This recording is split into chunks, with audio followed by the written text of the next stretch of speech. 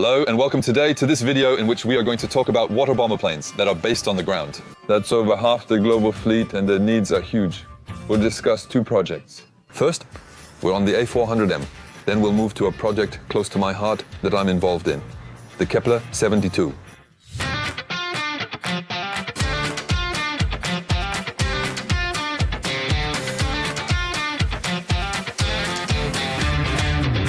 Welcome to Toulouse. We're at Aeroscopia with the A400M behind us, joined by Olivier Derbes to discuss it.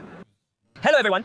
Hello Olivier, what do you do at Airbus? I'm leading the forest fire mission at Airbus. Our goal is to create a portfolio of solutions to fight forest fires. Let's start with this portfolio. It's more than just the A400M we've seen often. Media, exactly. We already have solutions in use, like helicopters, for example, which we often see. We use radio systems and satellite images to help monitor fires, just like firefighters. We're also exploring all kinds of partnerships for amphibious planes and water bombers. We're also considering using drones, which I believe will become a major trend in forest fire monitoring. And there you have it. So we're exploring a bit. All of this is very important. We're also looking at the aero connectivity aspect, which is currently a bit of a weak point in the fight against forest fires, namely... No tactical situation. Exactly. Today we're still only using radio. The idea is that tomorrow we'll exchange real-time video, images and tactical information. We're here in front of the 400M. What a beautiful plane. It's magnificent. We're very proud to be part of it. For the past few years, we've seen the development of aircraft that are actually based on the ground and are used for firefighting missions. There are many, like the Q400 used by civil security. Forest fires are increasing, so we need to strengthen our capabilities. There are no amphibious planes available in the short term, and we already have planes that can be easily converted. So until now, we had to take planes and really adapt them, and your idea is basically to add a kit inside, is that it? Exactly. As you said, we're seeing more fires and our fleets are aging. Renewal is needed and the fleet must expand. And our idea was to keep what we already had, not to make any changes. That means it's really a plane where you just put in a kit and you can carry out the mission. The basic principle is really zero modification on the plane. Okay, let's take a look inside. Let's take a look inside. Whoa, oh yeah. There's a bit of space, you know. We actually have a lot of space in this plane. We have a section that's about 4 meters by 4. And for payload, it's now rated at 37 tons. Even 39, right? Maybe even 40, maybe 40, yes. Today we have a pretty huge potential for the plane's payload. So the kit, what is it? Is it 20 tons? So the kit is very simple. It's a tank that holds 20 tons of retardant. So it starts roughly here and it goes up to about this level, okay? It's on a pallet. So actually we bring the kit in through the back of the plane. With the ramp down, we push it in, secure it to the floor with fasteners and connect the hose. It continues on the ramp and the installation is complete. No wiring, nothing? It has no connectors? It has no connectors since the tank lacks an electrical system. Today is just a prototype and is only mechanically activated. There's actually a valve that is... Piloted? No, it's the loadmaster, what we call the loadmaster. So who is the officer in charge in military terms? He's responsible for signaling the paratroopers to jump or for initiating the pallet drops. He will activate the lever when ordered by the aircraft commander. And the setup, how long does it take? Approximately? About 2 hours. Okay, it's 2 hours, no more. We set it up in 2 hours. The plane's ready. It has connectivity, but no pneumatics, hydraulics, or electricity. It's very mechanical. And actually, that was the intention from the beginning of this program, to make something quite simple. We avoid interfacing with the plane to skip recertification and related tasks. We want an autonomous system with no power supply or other prerequisites. Regarding efficiency, let's not forget the first test faced heavy criticism. It was obvious it was more like a shower than a fire effect. Remember, in a forest fire, the mass creates wind that usually puts it out. But that wasn't the case here, right? We can see things have changed a lot. It has changed a lot. The original images from 2022 show how it started. We tested a first version and it actually showed that we could drop 20 tons of liquid, quote unquote, without putting the aircraft in danger. It's important because destabilization, that's exactly it. So that was the goal. Once we saw that it was going very, very well, we then worked on the aerodynamics, especially the nozzles. The tank and reservoir remain unchanged. We reworked the nozzles to make sure that when there is a separation operation First, there is no backflow delay in the hold. And secondly, what is being projected will have an impact. It will be effective. There's no air suction to return part of the flow, L. Today? Today, that's not the case at all. The version we've been flying since then. We did a test in 2024 in Madrid. We did another demo. We ran a test campaign at the Serre and Nîmes in April using the fully redesigned kit. And indeed, there is no retardant coming back into the hold. Nîmes-Garons. It's the base for amphibious aircraft and all the firefighting planes. Exactly, Jay. I lived there for a while. It was nice. Shall we go to the cockpit? Come on, let's go see the cockpit. So here you say no modifications, right? No modifications. The A400M cockpit remains standard for the photo configuration. And for the pilots, actually, it's a pretty standard mission. It's a mission, actually, at least it's classified as an airdrop mission. So it's a normal drop for them? It doesn't change anything? Exactly. In fact, he's going to operate as if it were a standard drop operation. That means setting a slightly positive pitch, stabilizing the speed and altitude, and then proceeding with the drop. It's fire retardant, not pallets. Retardant? Are we discussing altitude or speed? So today, indeed, we tested several altitudes and several speeds. We're stabilized at 125 feet and 125 knots for the drop. All right. So the fact that there's a 20-ton payload, does that change anything compared to traditional radio-controlled planes? So in terms of quantity, yes. Actually, what you need to look at here is mainly the way the water is released from the tank. Here, we're talking about 20 tons being released in less than 10 seconds, roughly. So there's a slight dispersion effect, which for the water isn't really something significant because you need the blast effect. But with retardant, that's actually desired since you need to be able to drop it, which, let me remind you, is not at all on the fire. It's on the vegetation that hasn't burned yet. We laid down a layer, a product actually that inhibits the flammability. That's that red liquid we always see. Exactly. And there needs to be a layer that's fairly even, applied to the vegetation we want to protect. And there's a minimum amount that needs to be applied on it. And indeed, the dispersion system allows us to be above the necessary threshold, but also to have something fairly even that meets the criteria. This was measured by desired effects like density per square meter. Then operators will choose, make large retardant lines like Americans, or create a V shape to block. In fact, before the fire arrives, we create a kind of chevron that will precisely prevent the fire from continuing to spread. Okay, so in this case, it's France that made the decision, right? Well, France is the first country today that has officially shown interest in the system. And basically, we can say that all current and future A400M operators who are faced with a wildfire could be interested in this system. so summer 2026. Pilots don't need special training. It's just about coordinating operations, right? That's right. Today, we're ready to provide a very light training. In theory, we don't need it since being qualified for the airdrop lets us proceed.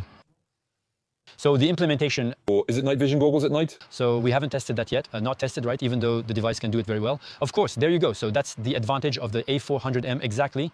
It's that there's more than just the airdrop we're doing today during the day, etc. We can imagine that tomorrow we'll be able to carry out retardant drop operations at night, etc. The prototype we've tested is in the finalization phase. If everything goes well, we could see parachutes in 2026. There might be real fire testing next, since we just finished a trial campaign. They're organized by CEREN and Civil Security at the Nougaron airfield with flat surface, etc. Scientifically, it was necessary to measure the impact on the ground. I think we needed a full-scale testing phase. Okay, see you soon. We're prepared to meet civil security needs. So the real challenge now is also to see with the Army and the Air Force what their availability is in terms of planes, and Pilots, because we currently lack enough A400Ms for routine tasks, so blocking planes may not be possible. In just 2 hours, they'll be ready to help their civil security friends.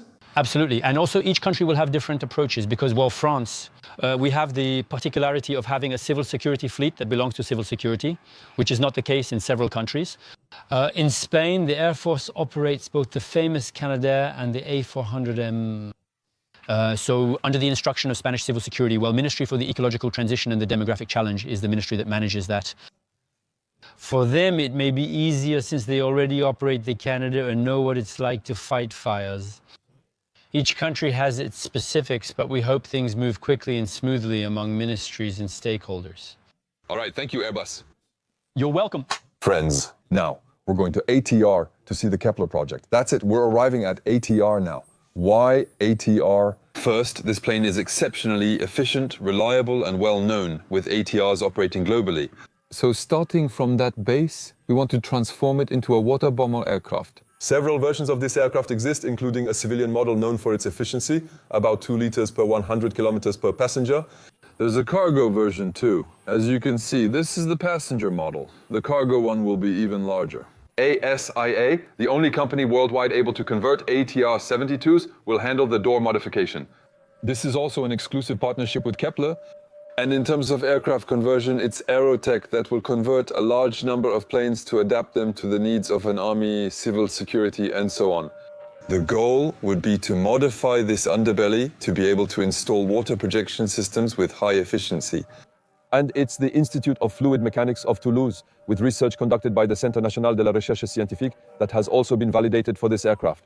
And inside the plane, we have 8 tons of payload, 8 to 9 tons for the cargo version. Here, we'd add 7.5 tons of projectable water. For ground-based planes, like when using retardants, we can drop them over several hundred meters to make real fire breaks. However, Robert Lafontaine, the father of the Airbus A380 and a member of this project, can explain it better and outline the benefits of Kepler 72. My name is Robert Lafontaine. After school, I joined Marcel Dassault, Breguet-Levisson, contributing to the Atlantic New Generations development. I was then called by Airbus to lead, as chief engineer, the development of the A380.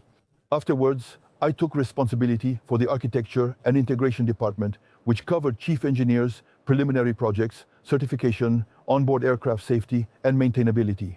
I fly commercial airplanes, twin-engine planes, turboprops, and I am also an instructor. It's relatively unique to be able to design and test an aeronautical product.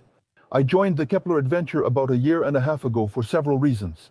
The first reason is that fighting forest fires is a global cause. The second thing is the aircraft that's being used, the TR-712. It's a proven plane since more than 1,700 units have been delivered. It's a plane that perfectly matches what we expect in terms of performance from a water bomber aircraft. It's a plane that can be modified at a much lower cost compared to what we know today. It's a plane that can enter service very soon, since it's less than 2 years from now. And it's also a plane with very low operating costs. It's a plane that is also a good image carrier for our industry, since it's a plane that is also capable of flying using completely green fuels. So you're saying this plane has many modifications? That's perfect, since the former ATR chief test pilot, Eric Delsol, is on the project and will explain why. Does he believe in it from a technical point of view? I'm Eric Delsol. I've been a test pilot for 35 years, especially during my career.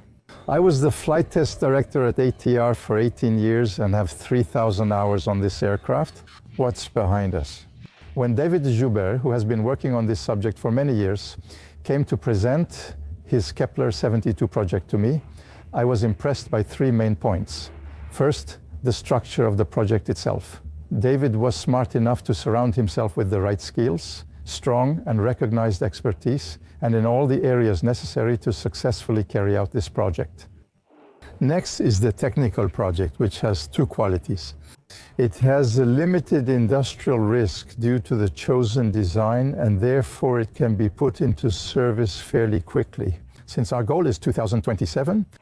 And the third point is the relevance of choosing ATR, which I know very well. I could push him to his limits for many years.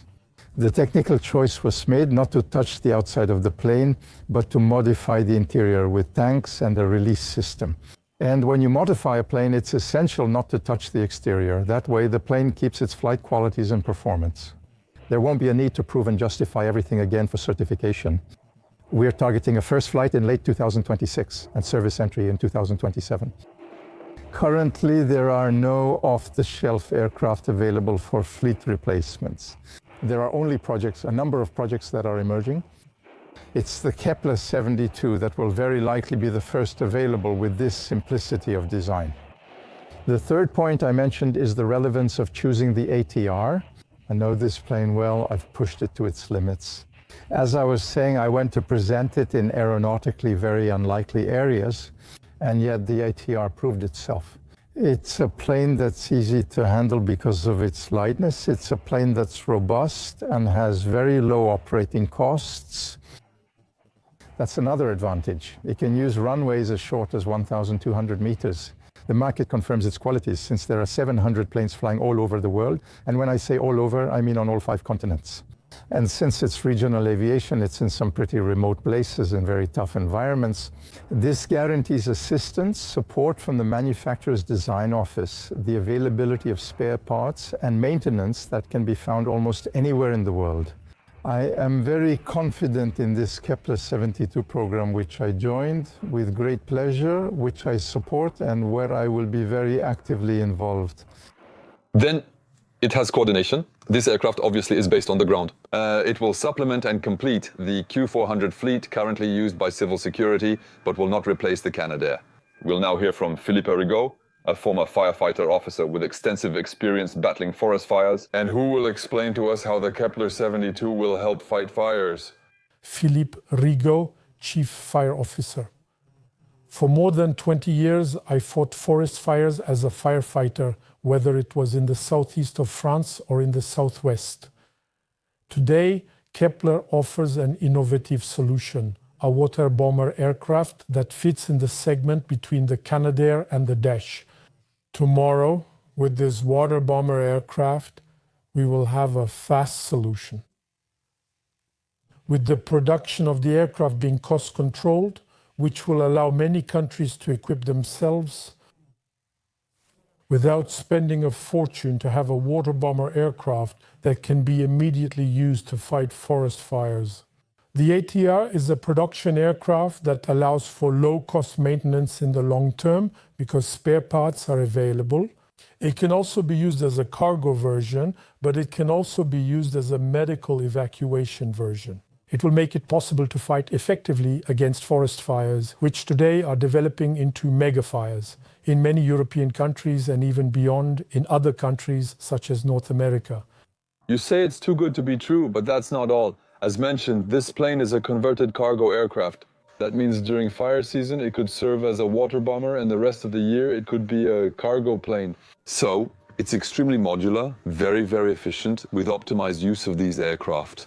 And in addition, in some countries, we could even imagine making it an aircraft adapted for medical evacuations or even for transporting, for example, paratroopers. That depends on local certification. Now, let's discuss the operational reality. Where are we in this development? We now welcome Stefan Hadnet, Kepler's Secretary General. Join Stefan. Hi, Xavier Titelman. What's the status of this aircraft? We are pleased to announce that the French government is supporting the Kepler 72 project led by Kepler Evolution. After all the economic support aspect, that's for part of the project, there's also a fundraising campaign that's still ongoing. There are 2 fundraising campaigns. There's a first fundraising campaign that's a convertible bond, which was launched in July and is still ongoing until the end of October, with a target of 3 million euros. You can contribute. What does that mean? Go ahead. And a second equity fundraising, much larger, for 20 million euros, with already a first very significant letter of intent and promising contacts for the future. So when we talk about promising contacts, what does that mean? I saw that there was a parliamentary report that mentioned this plane. Absolutely. So a report from July 2nd by 2 French deputies who officially mention the 2 projects of Team France. So the Kepler Evolution project for an aircraft that refuels on the ground, and the INAERO project based in Istris for an EcoPerf project. And we already had letters of interest from civil security with the president. Absolutely. Since last fall, the General Directorate of Civil Security and Crisis Management sent us a letter of interest for the renewal of the French fleet starting from the 2030s. That's a good sign. Also, a handshake from the President of the Republic shows official support. It's useful, so... So, at first glance, what are the prospects? Is it France or abroad? Are there a lot of countries interested, several? Various potential clients. Either states, directly governments who need our help for their fleet, or private operators who often work in cooperation and as subcontractors for government actors. And the third target is the rental companies with priority areas around the world, which are actively being worked on today by our sales team. Australia, Canada, and other places with large fleets. Forests, Canada, the countries around the Mediterranean, and other less priority targets, but which are included in the commercial package? Well, you see, my friends, there are a lot of projects all over the world to increase fleets, so we know very well that these are planes that are needed. Amid global warming and rising fires, 1 million hectares burned last year. Records are breaking yearly in every European country. It's dramatic. Here, the response is quick and effective. Today, we have truches, small planes usually for agricultural spraying that we're now trying to use. So, it works, obviously. The Service départemental d'incendie et de secours have helicopters, but for the masses, that's really the fastest project. A big thank you. Thank you, Xavier. Hope you enjoyed it. Thanks to ATR and Airbus for their hospitality. Join KPR to be part of our team. See you soon.